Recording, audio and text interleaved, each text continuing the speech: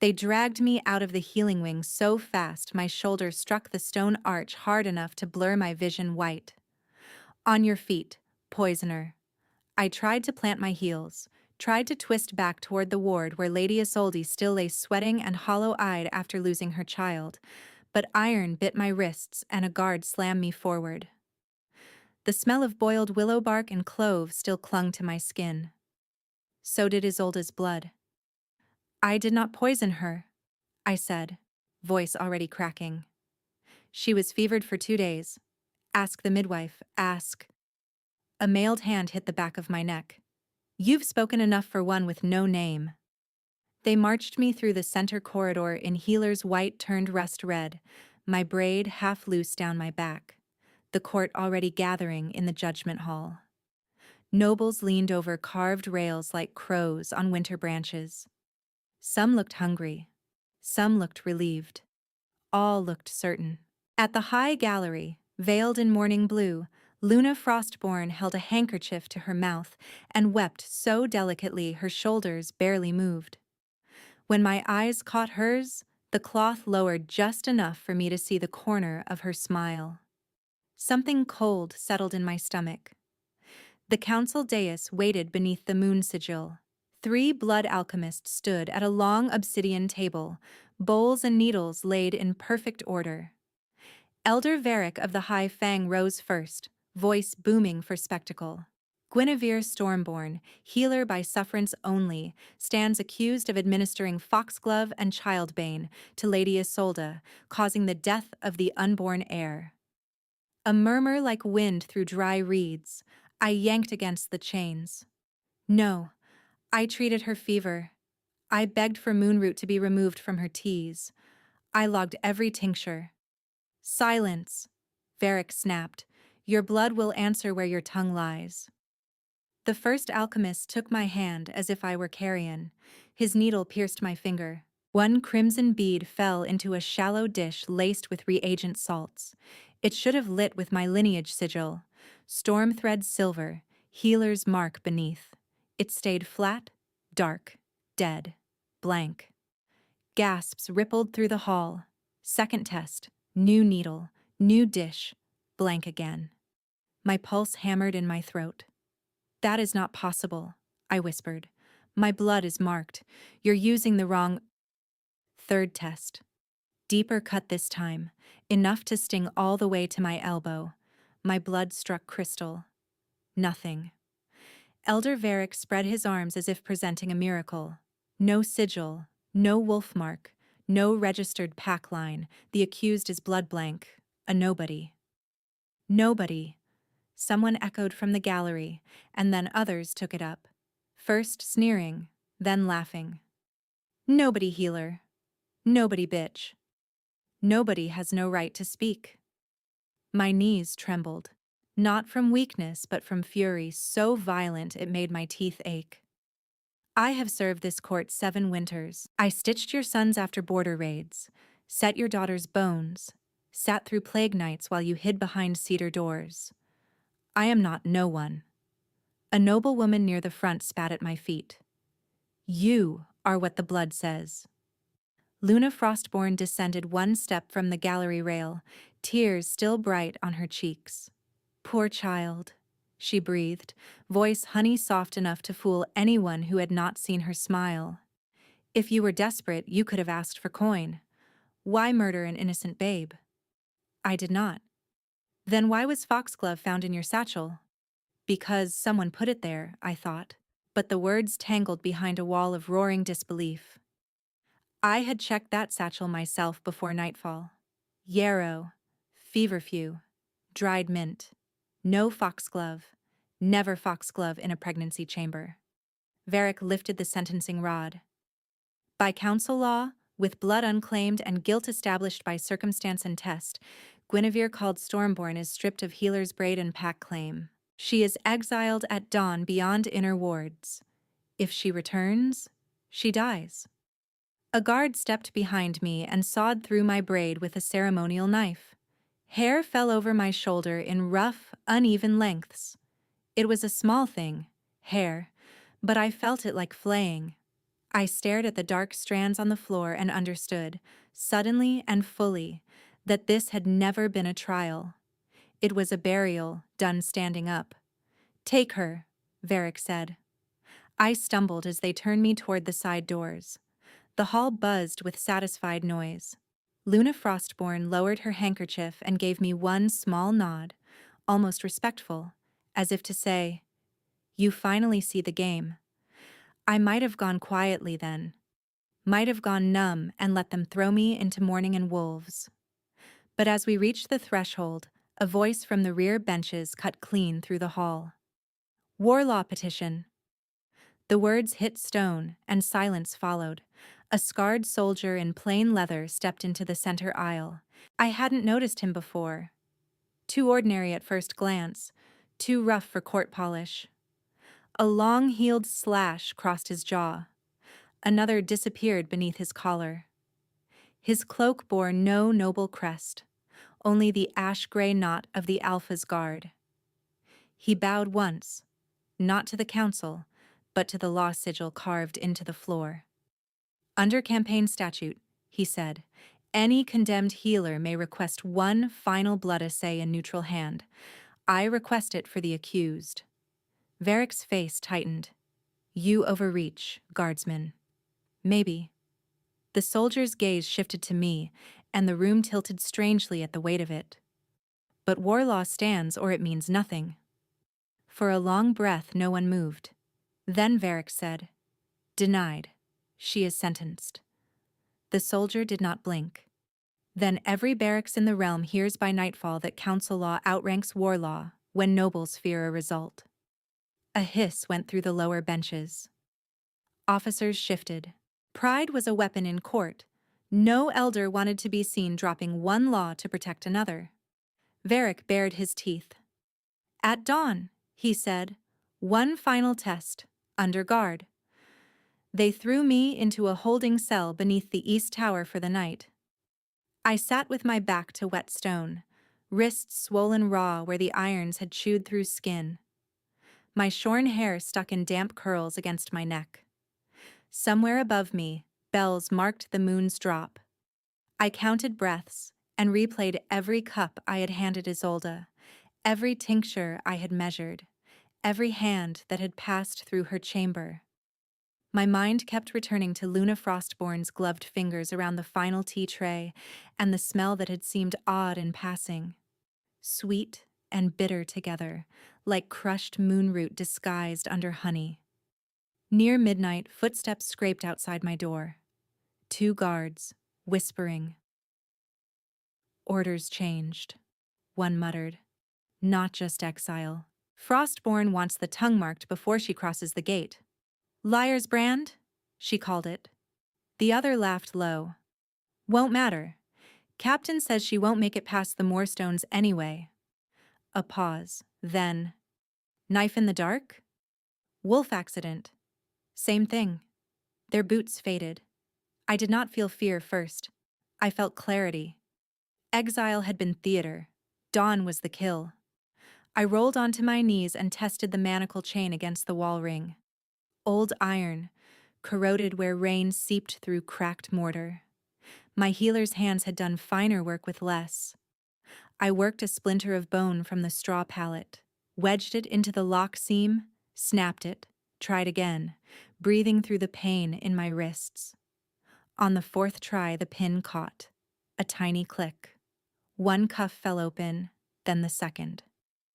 By first gray light, they came with 3 men instead of 2. I let them bind my hands loosely in front, let my head hang, let them think shock had made me soft. They marched me up through servant stairs and out toward the east postern where exiles were sent into scrubland and forgotten. Fog lay thick over the training yard, horses stamped in stalls, a chain of hounds barked somewhere to my left. At the gate, one guard reached for my jaw. "Open up for the brand, nobody." I moved before he finished the word.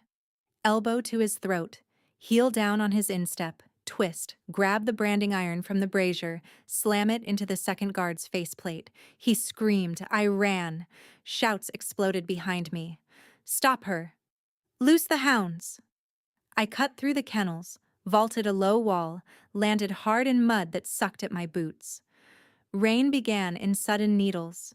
I knew these lower paths better than any guard. I'd used them to reach fever huts in spring floods, so I dropped into a drainage culvert and crawled on hands and knees through freezing runoff until the stone throat spat me out beyond the outer granaries. By then, hounds were on my scent.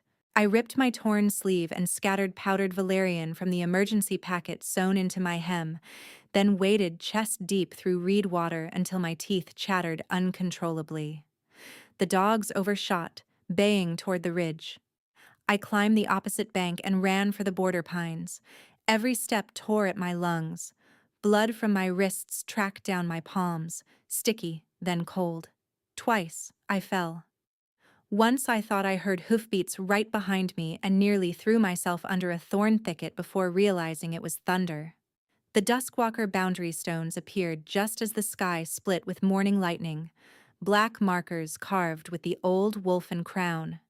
Alpha King territory, enemy to Frostborn politics, neutral under war charter.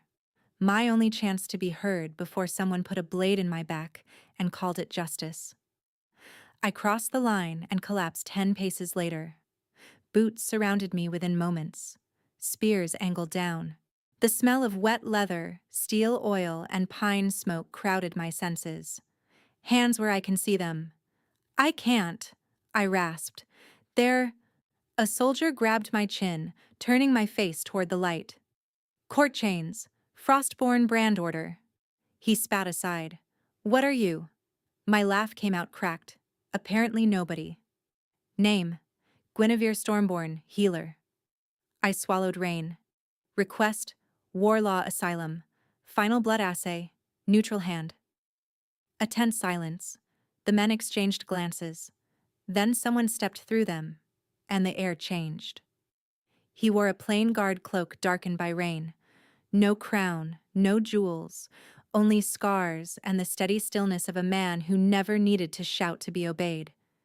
His hair was black, tied rough at the nape. His eyes were storm gray, sharp enough to cut. When he crouched in front of me, wolves in the ring went quiet one by one, as if listening. This is Frostborn's poisoner? He asked. Condemned at third test, another man said. Claims tampering. His gaze dropped to my wrists, to the torn skin, then to the jagged ends of my shorn braid. Something unreadable flickered across his face. What do you want from me, healer? He asked. Not from them. From him. I didn't know why I knew it, only that I did. One test, I whispered. By your hand. If it comes blank, I won't ask again. For a heartbeat he held my stare, expression hard as forged iron. Then he stood, drew a narrow blade and offered me his gloved hand to rise. Bring a dish, he said to the men around us. His voice carried like command even in rain. Under war law, I call final assay. I put my shaking palm in his. The knife tip touched my skin, and the world waited. The knife tip touched my skin. It should have been a clean, familiar sting. I had opened skin 100 times for poultice drains and pressure release. I knew pain. I could sort it, name it, put it away. This was not pain. The instant steel kissed my palm, heat shot up my arm like lightning running inside bone. My breath punched out of me. I lurched forward, and the man in front of me, steady, scarred, rain-soaked, made a sound so raw it barely sounded human. The cut itself was small. One bead of blood welled bright and heavy. A soldier shoved a shallow assay dish under my hand. The drop fell.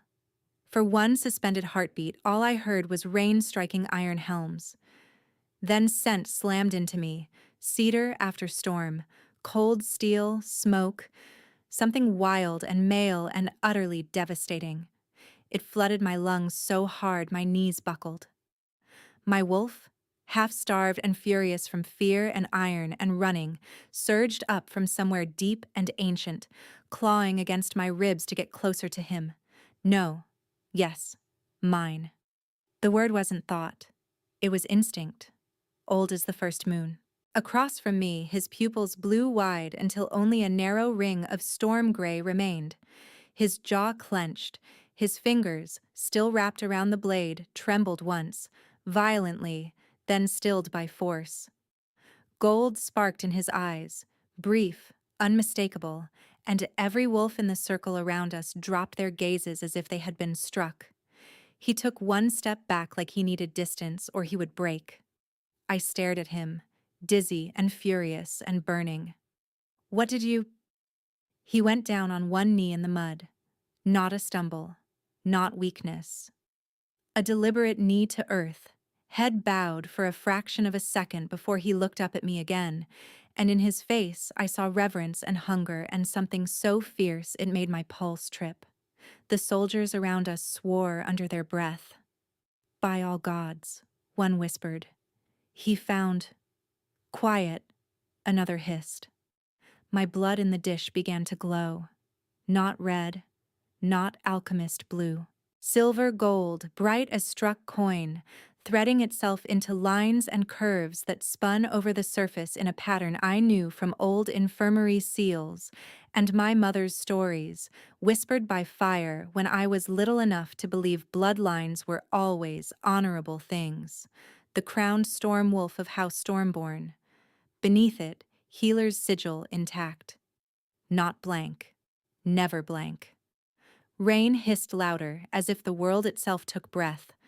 The kneeling man lifted his head fully, and when he spoke, his voice carried over the yard without effort. No one calls my mate nobody. The word mate hit me harder than the knife had. Mate. My body answered before my mind could. Heat, pooling low, wolf pressing forward. Every instinct in me reaching toward him and recoiling at the same time. I had known him all of 2 minutes. I did not know if he snored, if he laughed, if he lied. I knew only this pull, this impossible thread tightening between us with every breath, and terror ripped through me because threads could be used like leashes. I yanked my hand back so fast blood spattered my sleeve. Don't, I said, voice thin with shock. Don't call me that. His expression changed, not to anger, worse, to restraint. He rose slowly, as if approaching a wounded animal, and extended a strip of clean linen toward my palm without touching me. As you wish, he said quietly. I won't use it again unless you do first. I did not take the cloth. He set it on a crate beside me instead.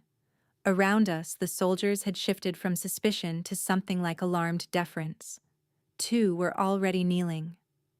A third stared openly at the blazing crest in the dish as if it might bite. The scarred man turned to them.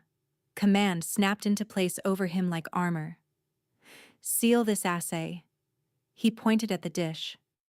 Wax, witness marks, 3 signatures. If anyone touches it without my order, I'll skin them. Yes, sir. Sir. Not guardsman, not captain. I looked from the glowing crest to him and back again. Who are you? He held my gaze too long before answering. Cyrus. Just that. No house name, no title. Lightning cracked over the pines. He didn't flinch. He shrugged off his cloak and stepped close enough that I could feel the heat of him through rain-cold air, then stopped and waited. May I? I wanted to say no.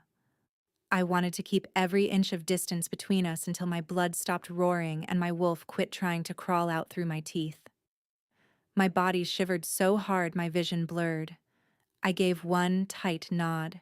He settled the cloak over my shoulders with careful hands that never brushed skin, then moved away at once. The loss of warmth felt abrupt and wrong. I hated that I noticed.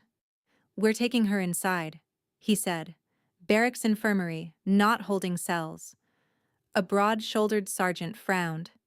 Frostborn riders are 2 hours behind at most. If this is their condemned, they'll demand transfer. Cyrus's mouth flattened. Let them demand. He turned back to me, rain beating on his lashes. Can you walk, Guinevere Stormborn? The way he said my name, like fact, not accusation, nearly undid me. I can. I lied. I made 3 steps before my knee gave out. He caught my elbow before I hit the mud, grip firm and infuriatingly gentle. "Permission to carry you?" he asked under his breath. Even now, even shaking with whatever this bond was, even surrounded by his men, he asked. I nodded because pride had already cost me enough blood.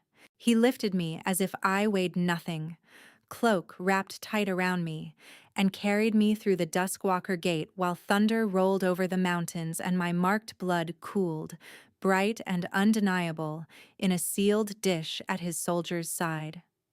The barracks infirmary smelled like spruce pitch, old linen, and damp wool. Compared to the court's polished marble and perfumed lies, it felt almost honest. They gave me a narrow cot by a brazier and a basin of hot water gone cloudy with use. My wrists had swollen purple around the iron bites, and dried blood crusted black in the lash grooves where they had dragged me by chain. A medic started toward me with a tray, but Cyrus took it from him with a look. "I'll do it." The medic blinked, glanced between us, then backed out fast enough to rattle the door latch.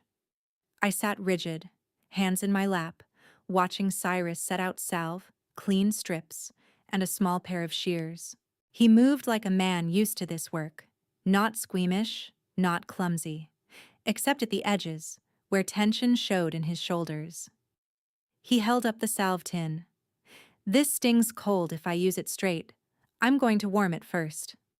He cupped it in both palms near the brazier until the wax softened, then looked up. "May I touch your left wrist?" I almost laughed from the absurdity of it. Men had hauled me by the throat this morning. Nobles had voted me voiceless. And here was a scarred soldier asking permission to clean my wounds. "Why?" I asked. Why ask? Why care? Something flickered in his face. Old memory, maybe grief. "Because I should have bled out near Blackridge 3 winters ago," he said. "Arrow through the side. Infection set in. A healer I never saw kept pressure through the night and changed dressings every hour until fever broke. I lived because hands I didn't know treated me like I mattered." His eyes met mine. "So I care." My throat tightened unexpectedly. I looked away first. "Left wrist," I muttered. He nodded once and reached out, slow enough for me to pull back. I flinched anyway when his fingers closed around my forearm. He froze instantly. "Do you want me to stop?" No one had asked me that all day. I swallowed. "No." He cleaned each mark with warm water, talking quietly the whole time. Mundane things, battle weather, supply roads, how barracks bread could chip a tooth. Anything to keep my mind from bolting at every touch.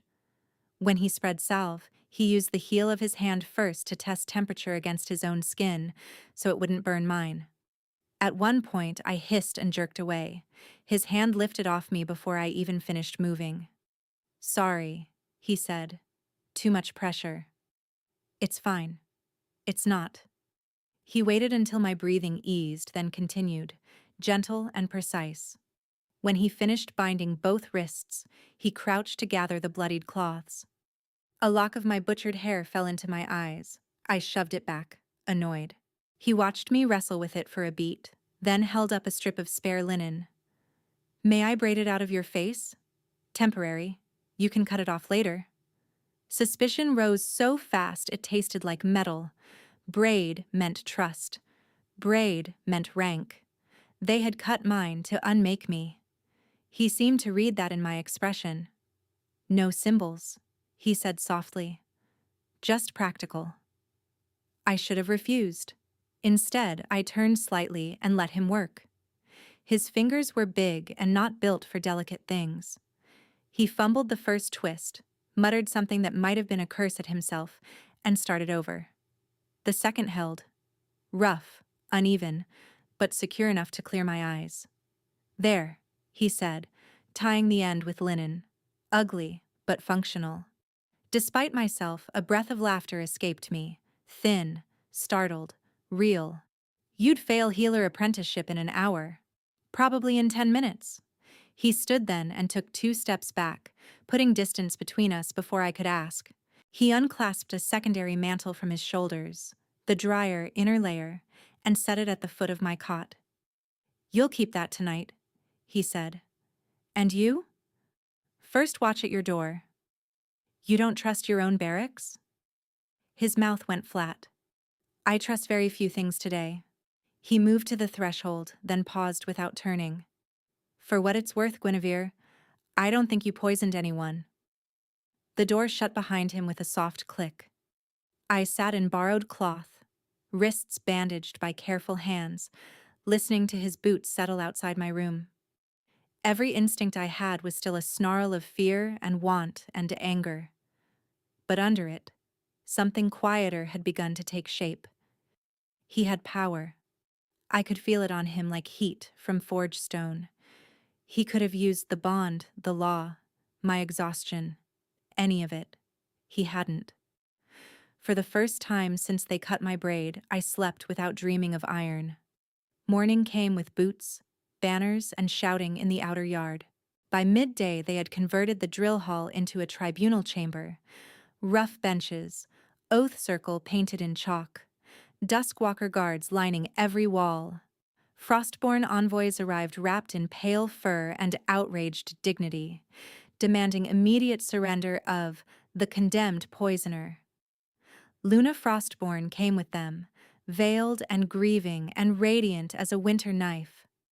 I stood at the center rail with my wrists free but bandaged, Cyrus at my right shoulder in plain guard leathers, expression unreadable. He had not touched me since the infirmary. He had also not let me out of his sight. Elder Varric was there too, summoned or dragged, I couldn't tell. His gaze slid over me like rot. "This proceeding is irregular," he barked. "The accused has already been tested thrice." "Falsely," I said, voice clear despite the tremor in my stomach. "Under tampered assay?" Luna dabbed her eyes. "She lies beautifully.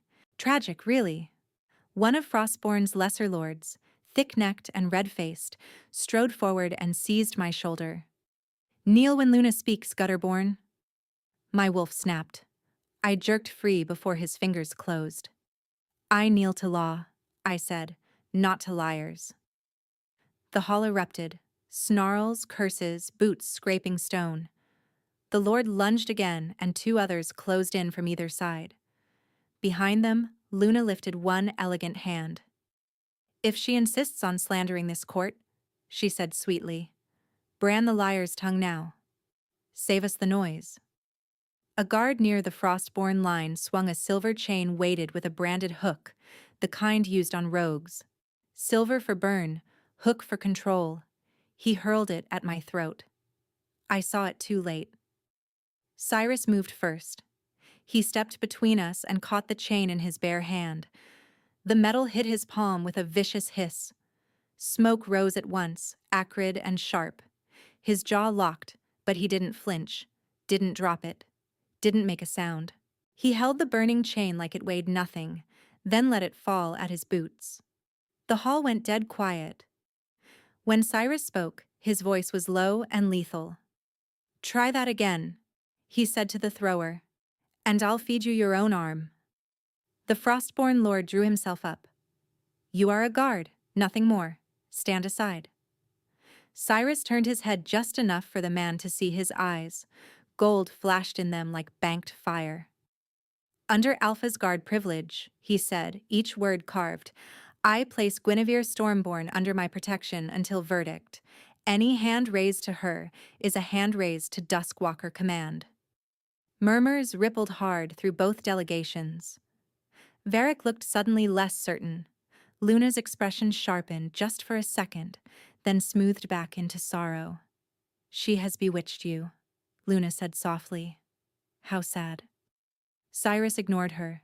He looked at me instead, hand hovering near but not on my back, asking without asking. I gave a small nod.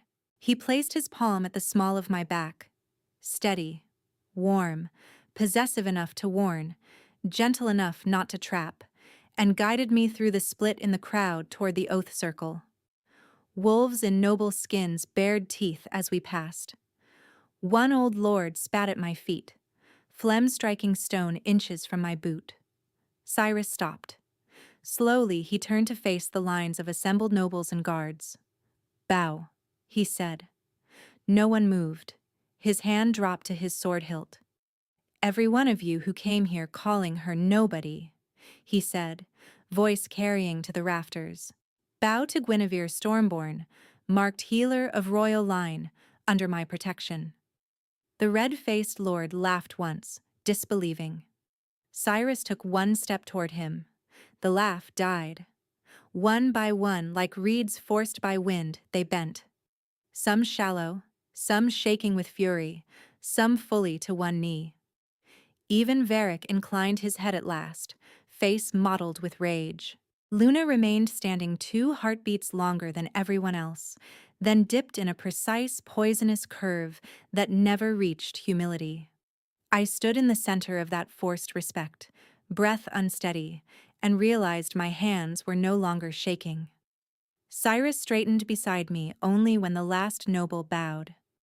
"Rise," he said. They did. He leaned down, voice for me alone. "You speak next.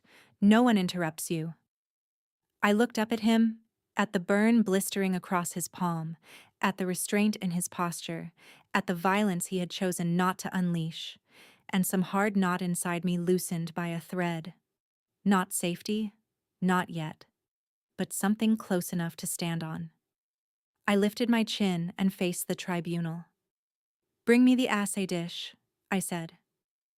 "Bring me the assay dish," I said. A Duskwalker guard jogged to the evidence table and returned with the sealed crystal bowl wrapped in waxed cloth. He offered it to Cyrus first. Cyrus looked at me.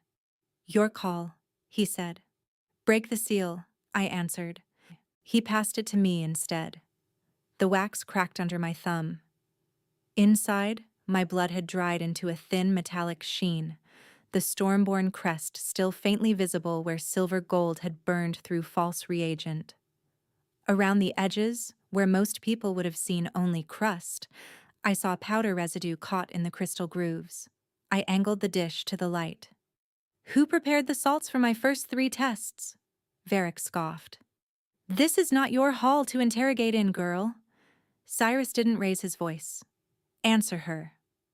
One of the alchemists from my original trial, Master Pell, narrow-faced, always smelling of cloves, shifted in place. "Standard council blend." "Liar," I said, before I could stop myself. I dipped a finger into the residue and touched it to my tongue. Bitter metal, then a chalky numbness that crawled along my gums. "Star ash and bindroot," I said, looking straight at Pell. "Bindroot suppresses lineage flare if mixed above lawful ratio." A crackle of shock swept the benches. Pell paled. "Absurd." "Is it?" I held out the dish. "Bring water." A bowl appeared. I rinsed the residue into it, then asked for vinegar and iron filings from the forge rack. When they brought them, I sprinkled both into the cloudy liquid. It curdled blue-black at once. "Bindroot," I repeated. Heavy concentration, enough to blank a low-line wolf entirely and mute a royal sigil unless triggered by direct command blood. I met Varric's stare. 3 tests. 3 lies. Luna gave a soft, grieving sigh. Or perhaps a desperate woman learned a trick in exile. I laughed, short, sharp, humorless. "I was in irons in a tower cell, Luna." Her eyes cooled. "Lady Frostborn to you?" "No," Cyrus said. The single word hit like a thrown spear. Luna's jaw tightened so quickly most people missed it. I set the dish down and turned so everyone could hear me. I logged every herb that entered Lady Isolda's chamber. Moonroot was restricted. Foxglove was forbidden. Yet Foxglove appeared in my satchel and Moonroot reached her bedside. Someone with rank bypassed infirmary checks. Varric slammed his staff. "Allegation without proof." "Then let's talk access," I said. "Who carried Isolda's last tea?" Luna folded her hands at her waist. "I did. Out of compassion." Compassion doesn't smell like moonroot under honey. A hiss. A few heads turned. Luna's expression never changed. You would accuse a Luna of murdering an heir while standing under enemy guard? Under law, I corrected. For a heartbeat, I thought she might break composure. Instead, she gave me a small, pitying smile, the same one from the gallery while they cut my braid. Careful, little healer, she said softly enough that only the front rows should have heard, yet every wolf in the room did. You've survived one execution already. Don't waste your second chance. There it was. Not denial. Warning. Danger. Bared in silk. Cyrus stepped half a pace closer, a wall of heat and steel beside me. Proceedings continue at dusk, he announced. All prior alchemists held under watch. No one leaves this compound without my seal. Varric sputtered. By what authority? Mine. Cyrus turned away before argument could find footing and guided me toward the side corridor, palm warm at my back. Behind us, voices rose into angry knots.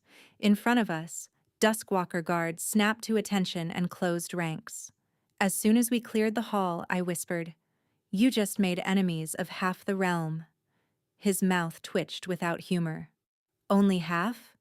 They put Pell and the other two alchemists in separate stone cells below the armory. I asked to question them before dusk. Cyrus agreed, but only with two guards present and the door open. Pell tried arrogance first. "This will collapse by nightfall," he said, as I sat across from him on a stool too short for comfort. "Frostborn influence reaches farther than your new protector understands." "My protector?" I echoed.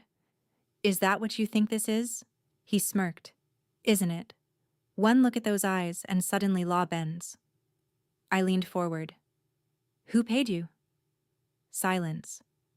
I placed a small packet on the table and unfolded the cloth. Inside lay 3 frost opal chips, cloudy white with blue veins. Pell's gaze flicked down before he could stop it. I smiled without warmth. "Found these in the hem of your reagent satchel." His bravado cracked. "I don't know what your Frostborn mines stamp opal dust with winter oil. I can smell it from here. Last chance." He swallowed.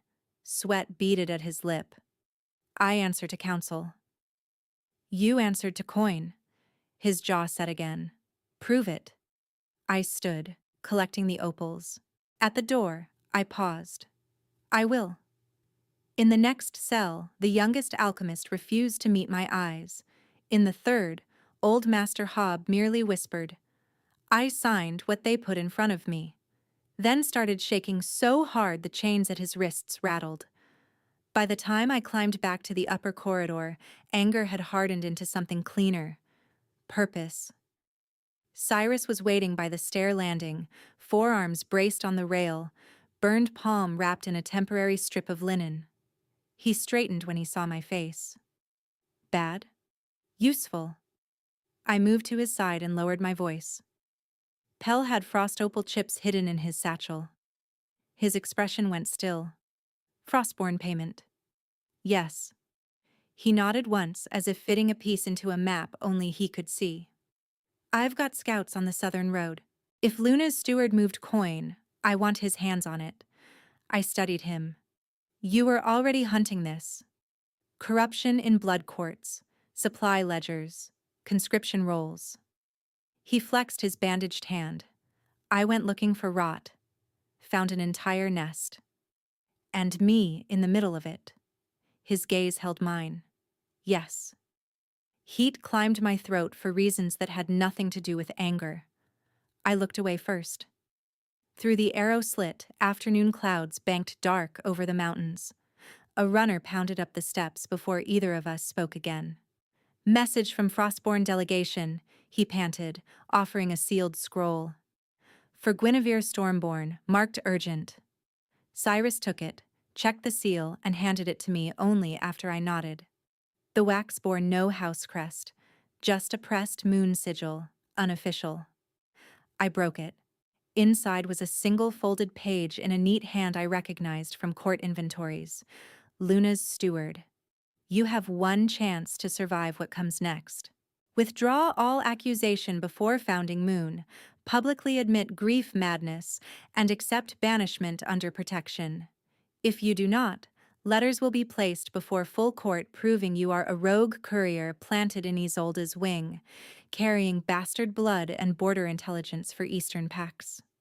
The king cannot defend a spy, not even a mated one. No one mourns nobodies twice. No signature. My hands went cold anyway. Cyrus read over my shoulder, jaw hardening line by line. Forged letters. She won't care if they're crude, I said.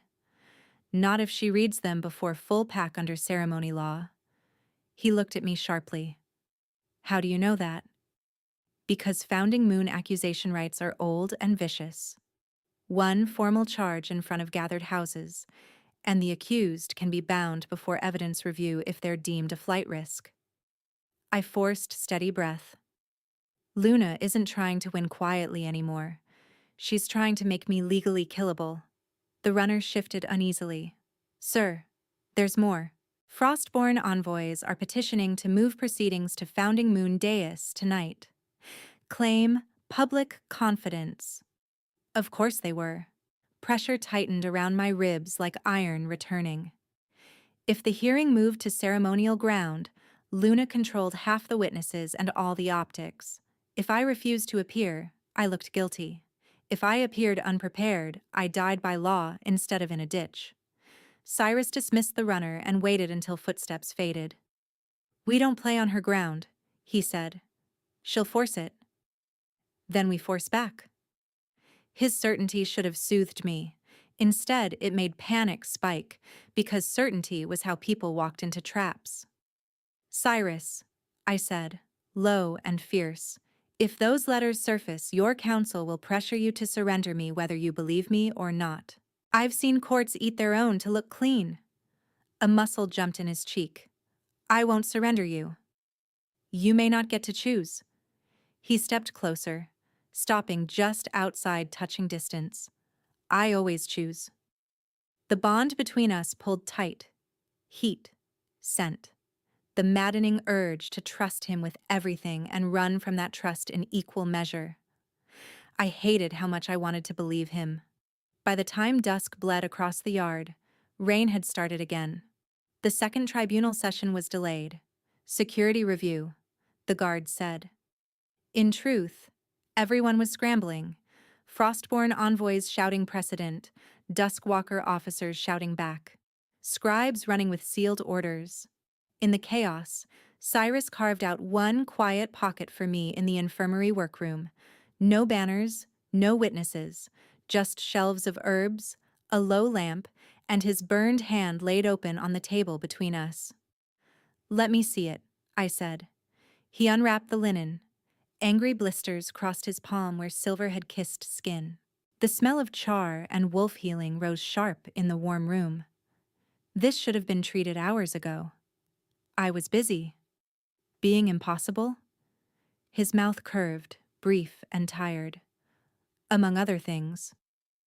I ground willow charcoal with comfrey and honey into a paste, warmed it over candle flame, then paused with my fingers hovering above his skin. May I asked, echoing him. His eyes softened in a way that struck deeper than any flirtation.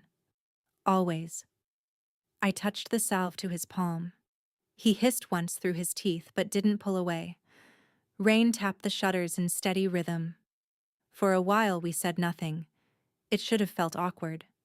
It didn't. Finally he spoke, voice low. When I said mate in the yard, I know you didn't ask for that. I kept my focus on the burn. No. I also know bond frenzy can feel like theft if trust isn't there. He swallowed. I won't take what you don't give. Not now. Not ever. My fingers stilled. No one in court had ever spoken to me like I had power worth guarding. I stared at his wounded hand. They stripped my braid in public, I said quietly. Tested my blood like I was livestock. Every man who touched me that day did it to prove he could. I forced myself to meet his gaze. So when my body reacts to you, when my wolf reacts, I don't know where instinct ends and choice begins. That terrifies me. He turned his hand, very slowly, until our palms almost aligned, my smaller one above his scarred one. Then we build choice, he said, piece by piece. You set the pace. You set the line. If you say stop, I stop. Something in my chest gave way a little. I finished bandaging his hand, then, before courage failed, threaded my fingers lightly through his uninjured ones. Voluntary, deliberate. His breath caught. Like this? He asked. Like this, I said. We sat there with joined hands while stormlight flickered against the shutters, not claiming, not consuming. Just two people suspended between war and wanting, choosing softness in a room that smelled of spruce and medicine. When I finally let go, the absence felt sharp. A knock shattered the quiet. The infirmary door slammed open hard enough to hit the wall. A blood-splattered scout stumbled in, one arm clamped over a deep gash in his side. "Sir?" He gasped at Cyrus, then saw me and corrected automatically. "My lady. South Archives on fire. Evidence vault too. We caught one runner trying to torch ledger crates." Cyrus was on his feet instantly. "Who sent him?" "Wouldn't say." Bit off his own tongue before questioning. Ice washed through me. "The steward's ledger," I breathed. "If Luna kept payment records." The scout nodded grimly. Flames hit that wing first. Another set of boots thundered down the hall.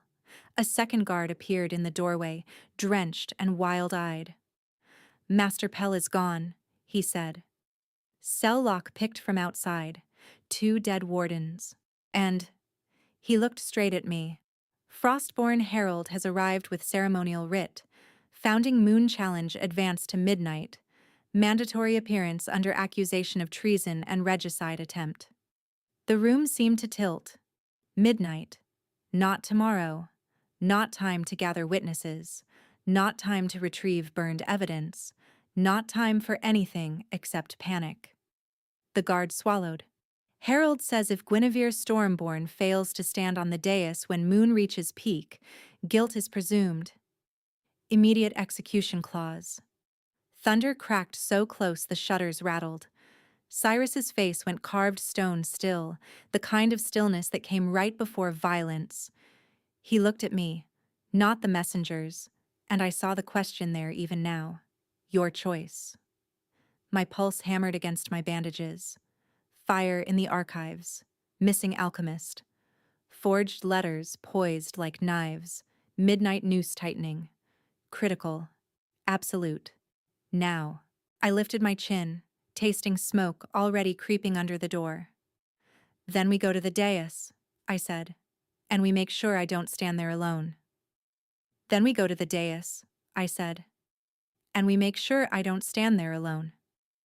Cyrus's gaze held mine for one hard beat. Then he nodded.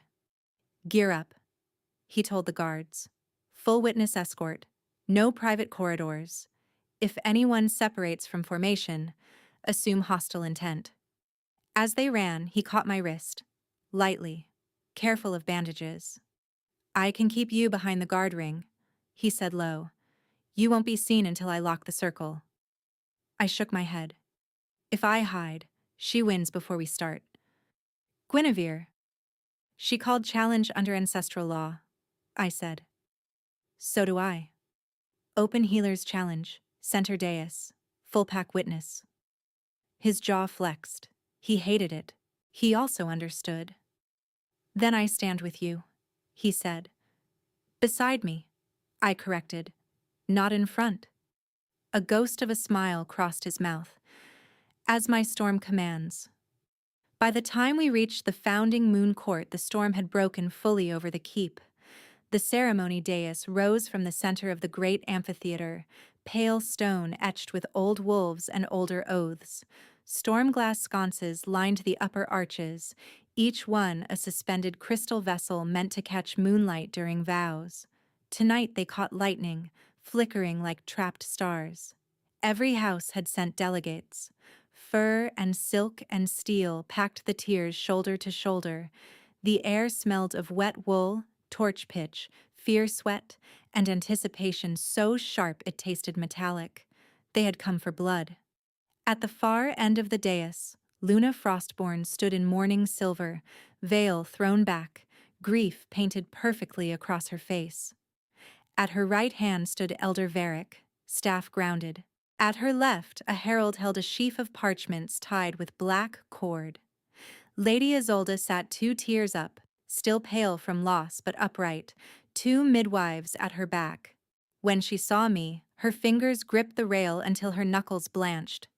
Cyrus moved to the lower ring with his guard, then stepped up onto the dais at my side anyway. A murmur rippled through the crowd. Luna smiled at him. "How noble," she said, still pretending to be common guard. Cyrus did not answer. The herald struck the floor with his rod. "By founding moon right, Lady Luna Frostborn brings formal accusation against Guinevere called Stormborn, regicide conspiracy, air murder, and covert spying for Eastern rogues." Gasps, growls. Someone shouted, "Hang her!" The herald lifted the first parchment. Recovered correspondence, bearing Stormborn hand and cipher. "Forgery," I said, "to enemy packs regarding infirmary rotations and guard weakness." "Forgery," I repeated louder. Varric slammed his staff. "Silence until called." The crowd swelled into noise. Wolves pushed forward against the lower rails, teeth flashing. A row of Frostborn men peeled away from the right tier, circling behind me. Too fast, too coordinated. Peril had arrived wearing ceremony colors. Cyrus turned, sensing it a blink before I did. "Back line! Hold!" One Frostborn captain lunged with binding irons hidden beneath his cloak. Another swung a weighted chain toward my knees.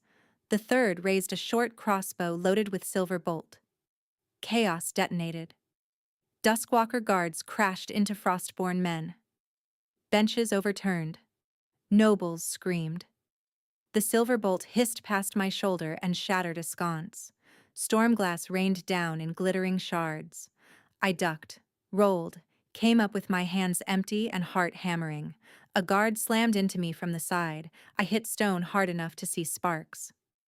The crossbowman leveled again from 10 paces. Before he fired, Cyrus reached him in 2 strides and broke the bow across his throat. The man dropped, gagging. Varric shouted over the melee, "Detain the accused! Founding law permits force!" Luna lifted her voice, bright as a bell. "She resists lawful binding. You all see it." 2 enforcers grabbed my arms from behind. One clamped a silver cuff around my wrist. Fire ripped up my arm. I bit back a scream and drove my heel into his knee. Bone popped. He went down, dragging me half with him. The second enforcer wrapped an arm around my throat. "Yield! Nobody!" Rage cleared my fear like wind-clearing smoke.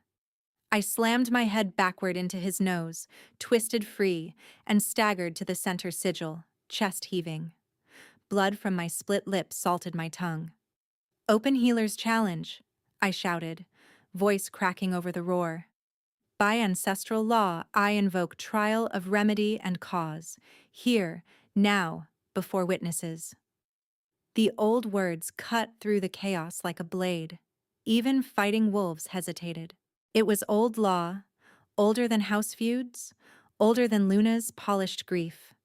If granted, no binding could proceed until challenge concluded. Varric bared his teeth. "Denied." "You can't deny and keep founding legitimacy," I shot back. "Unless you want every pack here to watch you gut your own oath." A hard silence rolled outward through the tiers. Then, from above us, Lady Isolde stood and called, "Grant it." Her voice shook, but carried. I carried the dead child. I watched her treat me. "Grant the healer's challenge." Another voice followed from the western tier, then another. "Grant it. Grant the challenge. Let the remedy speak." Varric looked trapped between fury and politics. Luna's smile never slipped. "Granted," she said before he could recover. smooth and poisonous. Let our poor healer entertain us. She thought she had already burned my proof. I wiped blood from my mouth and met her eyes. Bring Lady Isolde's preserved tinctures from the royal infirmary chest. Bring my herb logs. Bring moonroot casks from South Vault. Bring every alchemist who touched my blood. Cyrus gave one short hand signal. His guards moved like a single body. Luna tilted her head. Bold demands for a traitor. Truth is expensive, I said. You should know. The evidence tables arrived under guard 20 minutes later, slick with rain and soot. My logs were damp but legible, leather ties cut, then retied in haste. Isolde's tincture bottles were stoppered in red wax, labels in my own hand. The moonroot cask sample came in a sealed ceramic jug, stamped with Royal Infirmary sigil. And the alchemists, Pell, Hob, and the youngest apprentice, were dragged in pale and shaking, wrists bound. Pell's hair was singed on one side. He had not escaped far. Luna's gaze sharpened when she saw him alive. I stepped into the center circle and breathed once, slow.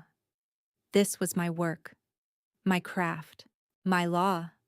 Witnesses, I called. Observe chain of custody. I held up each item and named source, seal, time taken. A scribe repeated every word. Another checked wax marks against registry. Then I uncorked Isolde's final fever tea. Sweet steam rose, honey and mint, and something bitter underneath. Moonroot hid badly to a trained nose. Reagent bowl, I said. A guard handed me crystal and clean water. I measured droplets with a healer's spoon, added crushed pearl salt, then a shaving from moonroot bark in known pure concentration. It bloomed pale violet. Baseline established. Now the tea sample. 1 drop. The bowl flashed violent indigo, then black at the edges. I held it high. This is not fever dose moonroot. This is contraction-level moonroot cut with foxglove trace. Taken by a pregnant Luna, it induces uterine seizure and fetal death. The amphitheater erupted. Shouts, denials, a woman sobbing in the upper rows. Varric snarled. Any kitchen hand could taint tea. Not without access. I slapped my damp logbook onto the table and flipped pages so fast the paper snapped. Here are every entry and lock seal from that night. Moonroot Vault opened twice, once by infirmary quartermaster, once by override token from noble escort rank. I looked straight at Luna. Only one noble delivered Isolde's final tray. Luna laughed softly. Circumstance and hysteria, you still have no direct chain. Then let's make one. I turned to the moonroot cask sample and added reagent from a small vial I had kept sewn in my sleeve since apprenticeship, stormleaf extract, which fluoresced against winter oil contaminants from frostborn mines. The liquid burned green gold. Winter oil, I said. Same trace found in frostborn opal polish. Pell cursed under his breath. I spun toward him. Speak. He clamped his mouth shut. The youngest apprentice bolted. He lunged for the side arch, dragging his chain, knocking over a torch as he ran. Pell cursed again and twisted after him. Hob stumbled in panic. All three moved at once toward separate exits. Stop them, someone shouted. Too slow. Choice hit me like lightning. Let them run and lose witnesses, or use what had awakened in my blood when Cyrus cut my palm. I reached for the storm glass. It answered. Heat rushed from my chest to my hands, silver gold threading under my skin. I threw my arm toward the arches and shouted the old storm-born lock-word my mother had taught me like a bedtime rhyme. The sconces exploded into light. Arcs of white-blue lightning snapped from crystal to iron brackets, slamming across every doorway in crackling bars. The apprentice skidded to a halt with a scream, inches from being cooked where he stood. Pell fell backward, chain smoking. Hob dropped flat and started praying. The whole court froze, faces stark in electric glare. I stood in the center, breath ragged, fingers trembling with aftershock, and said, "No one leaves." Cyrus stared at me with something like awe and hunger and fierce pride. "Witnesses secured," he barked. "Proceed." I turned to the bound alchemists. "Under oath, circle light, speak truth or choke on lie." Oath crystals set in the dais floor flared to life one by one, moon pale around their feet. Pell held out for 3 questions. On the 4th, his throat seized mid-denial, an ugly, wet gag as the oath light constricted. He dropped to his knees, clawing at his neck. "I'll speak," he gasped. "Gods, stop." "Then speak," I said. He sobbed once. "Luna paid me. Frost opal, 6 stones, then 10. She ordered Bindroot in all 3 blood assays. Said erase the lineage, erase the wolf mark, make her blank." He pointed at me with shaking fingers. "She gave foxglove resin for the satchel plant. Said if I refused, my sons disappeared." The crowd roared. Luna did not move. "Lies from a coward," she said. "Not enough?" I asked. From inside my cloak, I drew the ledger I had taken while couriers and guards fought in the lower hall, a slim account book lifted from Luna's steward satchel, still smelling of smoke from the archive fire she had ordered too late. I opened it to the marked pages and held it toward the nearest torch. "Payment log," I said. "Frostborn wax on every transfer. Dates match my trial, Isolde's fever night, and tonight's attempted arson." A scribe rushed forward, checked the seals, and blanched. "Authentic," he whispered. Lady Isolde descended the steps before anyone could stop her. She stood beside me, one hand on her still flat belly, eyes bright with grief and fury. "I drank only tea delivered by Luna's hand that night," she said, voice shaking but clear. "No servant touched that tray after she entered my chamber." Luna's mask cracked. For the first time, true hatred showed. Raw, feral, stripped of silk. "Weak fool!" she spat at Isolde. "You were never fit to carry an heir." Gasps ripped through the tears. Varric took one step back from Luna, suddenly calculating distance. Cyrus finally moved onto the center sigil fully, and the amphitheater seemed to understand at once what he had hidden. Authority rolled off him in a physical wave. Wolves bowed without being told.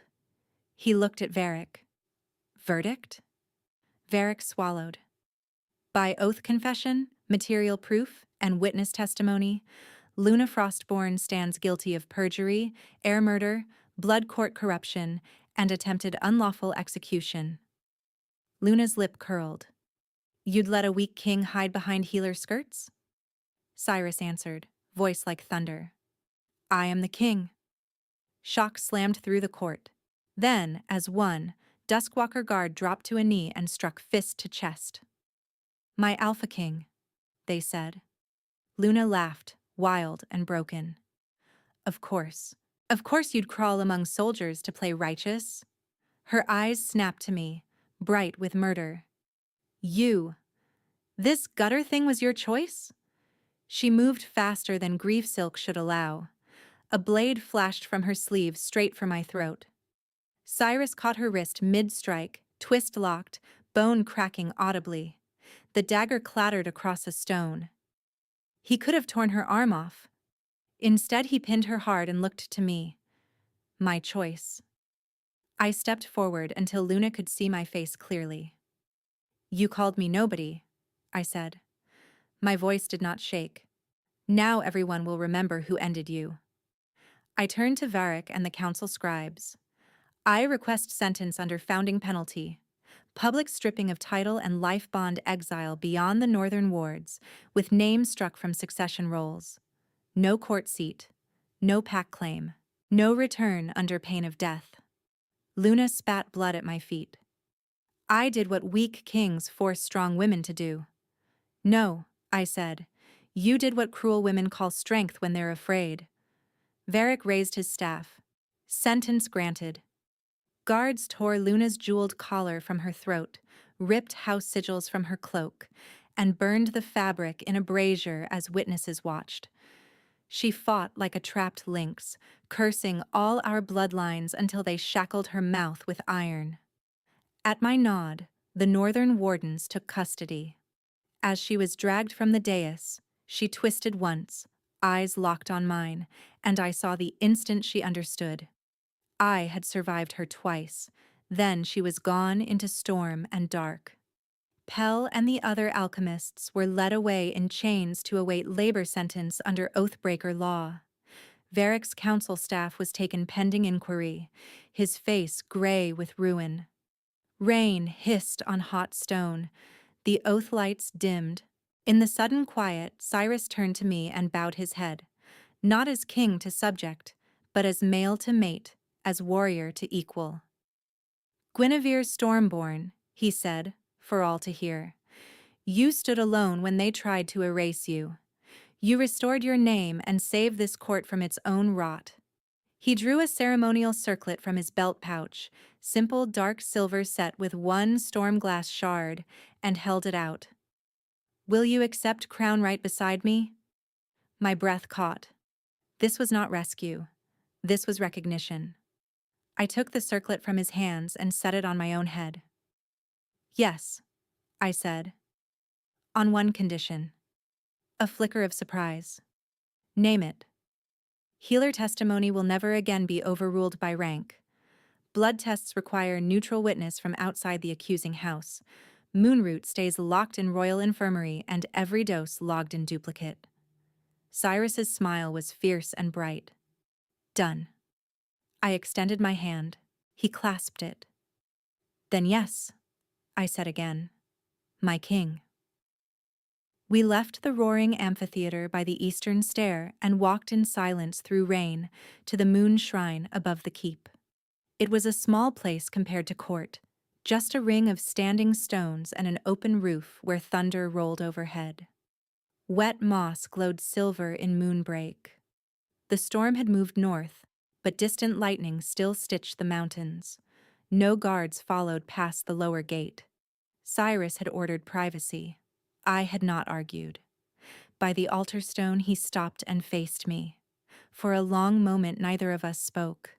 The bond between us pulsed warm and restless, no longer frenzied but achingly aware. His scent, my heartbeat, the way his gaze tracked every breath I took. "You're shaking," he said softly. "So are you." He looked down at his hands and laughed once under his breath. "I've fought border wars without shaking." "This is worse?" "Much." Heat rose in my chest, tender and dangerous. He stepped closer, then paused within reach. "Guinevere, I want to mark with you tonight. Not to claim what the bond already knows, to seal what we chose on that dais." His voice roughened. "But only if you want it. Only if you're ready." I searched his face. No command, no pressure. Just hunger held in iron control and an openness that felt like bare skin. "I'm ready," I whispered. Then clearer. "Yes, I want you to mark me." His eyes closed briefly, relief flickering over his features. When he opened them, they glowed faint gold. He pulled his tunic collar aside and bared his throat first, exposing the vulnerable line where pulse beat under scarred skin. An offering. Trust. I lifted my fingers and traced the hollow there, feeling him shiver. "Thank you," I said. "For what?" "For choosing me with your head, not just your wolf."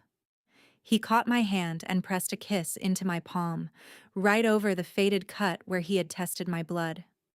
"Always both." I turned, moving my damp hair over my other shoulder, baring the curve where neck met shoulder.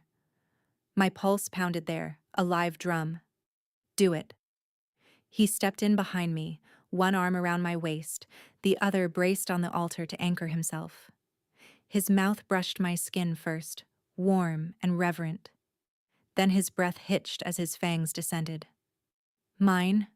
he whispered against my neck, like a question. I leaned back into him. "Yours, mate." He bit. Pain flared sharp and bright, a white spark that arced straight down my spine.